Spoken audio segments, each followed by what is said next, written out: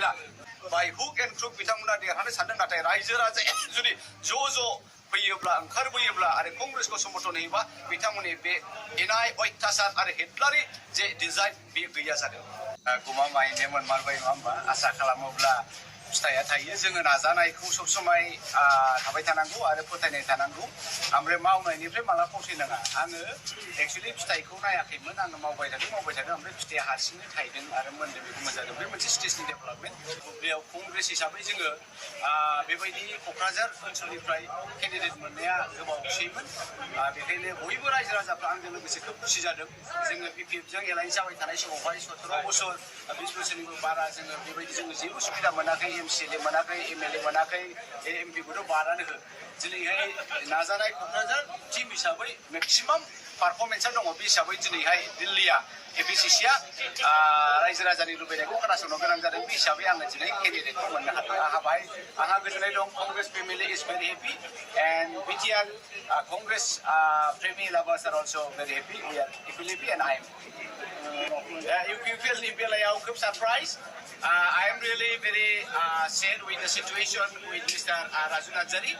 Raju Nadzariया जोंजों समान आन्दोलन खालामनो दंफायो बिथाङा प्रमद बर'नि सेक्रेटारि बिथाङा प्रमद बर'नि PA बिथाङा प्रमद बर'नि लाइजाम लिरग्रा बिथाङा प्रमद बर'नि लेपटप दैबायग्रा बिथाङा प्रमद बर'नि NGO दैदेननानै प्रमद बर'नो बोरै लाइजाम लिरनांगौ बेखौ फोरोंदों बिथाङा बे राजु नार्जारियानो NEC निफ्राय अमा मिशनखौ बोरै लाबोदों बे एन्टायार प्रमद बर'नि दिनै देरनाय लावनाया राजुनि अबदान दङ दा राजु बिथाङा बिधान सभायावबो थगायबाय एबारावबो MP नि फार्स्ट मेल लिस्टआव होनानै बिथांखौ खनसेबो थगायबाय राजु बायदि व्यक्तिनि थाखाय बिनिख्रुइ दुखुनांथावसिन आरो मा थाबावगोन दिनै नुबाय नोङो क'क्राझाराव आदा डक्टर बेरलाव खारजिमोनहा मानसि नङा राजु बिसोर रावबो मानसि नङा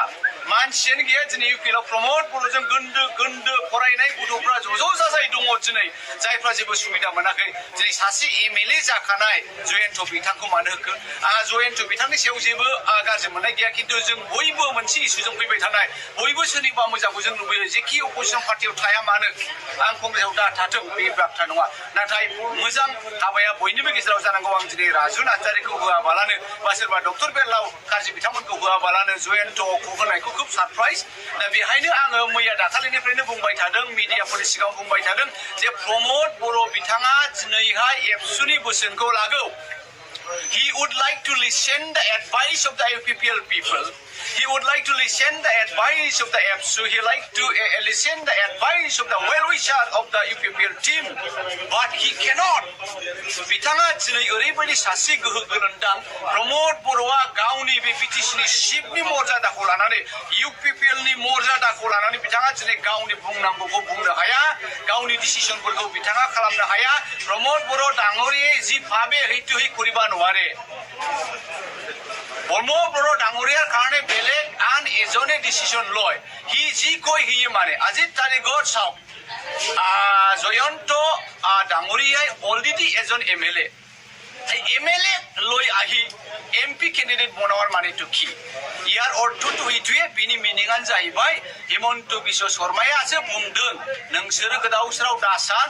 एबारनि केन्डिडेटआ जयन्तआनो जानांगौ जयন্ত हारे जिखि কোনো प्रब्लेम নাই তার MLA টো ভাল থাকিব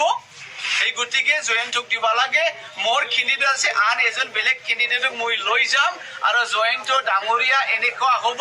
আৰু কোনোবা এজনে আমাৰ মাজত এই তিনিকোণীয়া BJP UPPL আৰু BPF কোনোবা আৰু অলপ দুখ পায় আৰু নিৰ্দলীয় থিয় দিবই গোটেই আমাৰ প্ৰক্ৰিয়া এইটো হ'ল হিমন্ত বিশ্ব শৰ্মা ডাঙৰীয়াৰ কথা बेखायनो रायजो राजाफोर नोंथांमोना खोब साबधान जा प्रमद बर'आ नोंथांमोन साननाय बायदि बे मावनाय नङा UPPL नि रायजो राजा पार्टी मोजां मोनग्रा नोंथांमोननि साननाय बायदि बिथाङा मावनाय नङा बिथाङा कमप्लिटलि हिमন্ত বিশ্ব शर्माया अखमनि मुख्यमन्त्री जेखौ डिक्टेट खालामगोन बेखौसो मावगोन बेखायनो नोंथांमोना बेबायदि गोदाव सोराव लिडारशिपनि उन थानानै नोंथांमोननि दाम गोसा समखौ आद्रि खालामजासे नोंथांमोना दले बले फैदो कंग्रेसआव वी आर अपेन नोंथांमोनखौ जों बयखौबो वेलकाम खालामदों BPFआबो दिनै होथ'नाय नङा बिथांमोनाबो सोरनिबा खोथाखौनो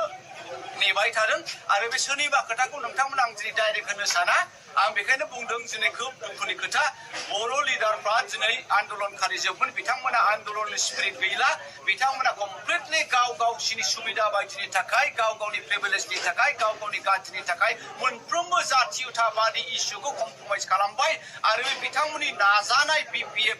BPFनि डिजाइन BPFनि policy completely they have sold out to Himanta Biswa Sarma बेखायनो BPFआनो जा UPPLआनो जा बिथांमोना आजि थारिखआव मिनिंलेस बयबो रायजो राजाखौ आं खावलायनो सानदों नोंथांमोना दले बले फैनानै कंग्रेसखौ समर्थन होफै गर्जन मसाहारि नोंथांमोना नोंथांमोननि दाम गोसा भटखौ होनानै हो आरो देरहा आङो दिल्लीयाव बे BTCनि थाखाय खामानि मावफैगोन आङो दिल्लीयाव थांनानै गासैबो BTCनि जाति जनगोष्ठीनि जानानै आं हाबा मावगोन